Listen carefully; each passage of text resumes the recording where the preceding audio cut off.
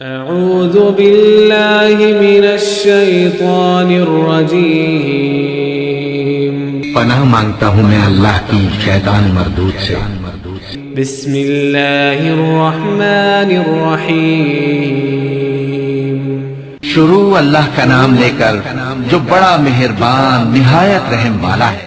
اب دیکھیے کہ اب پریکٹیکلی ہم آتے ہیں مسئلے کے اوپر۔ آئی ہوپ میں اس سے زیادہ میں کر نہیں سکتا،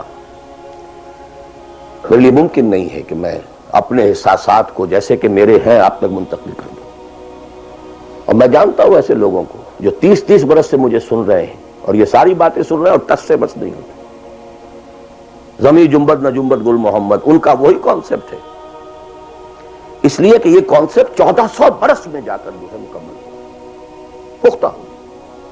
30 برس تھے خلافت راشدہ کے، اس کے بعد ڈاؤن فال، کانسیپٹ سٹارٹڈ چینجنگ، دین مذہب بنتا چلا گیا، سارا ایمفیسس نماز روزے حج و عبادت پر ہو گیا، دین کا تصور ہی ختم،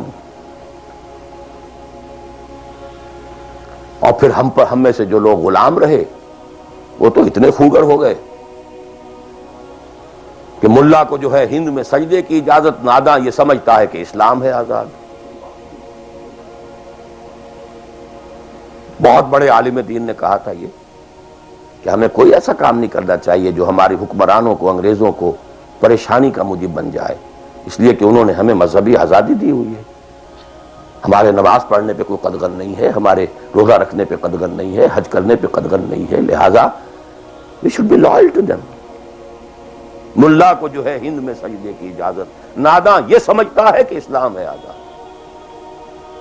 یہ کانسیپٹ اتنے پختہ ہو چکے ہیں، اتنے پختہ ہو چکے ہیں۔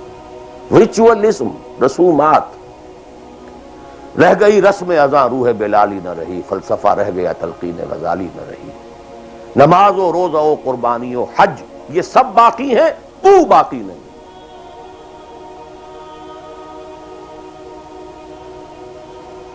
نمازیں بھی ہیں، روزے بھی ہیں، تراویح بھی ہم نے پڑھی ہے، اب موسم آ رہا، عید الاضحیٰ بھی ہوگی، قربانی بھی ہوگی، حج کے لیے بھی جائیں گے، لیکن دنیا پر کوئی اثر اس کا؟ 30 لاکھ آدمی حج کر کے آئیں گے، معاشرے پر کوئی زیرو کے برابر بھی کوئی اثر ہے؟ جو خود جا کر کے آتے ہیں ان پر کوئی اثر ہوتا ہے؟ جیسے گئے ویسے آئے۔ الٹا یہ کہ یہ اور کانفیڈنس لے آئے کہ پچھلے سارے گناہ معاف ہو گئے، اب اثر نو کرنے کی چھوٹ ہے۔ This is what is happening۔ اور میں اپنا 35 سال کا تجربہ آپ کو بتا رہا ہوں۔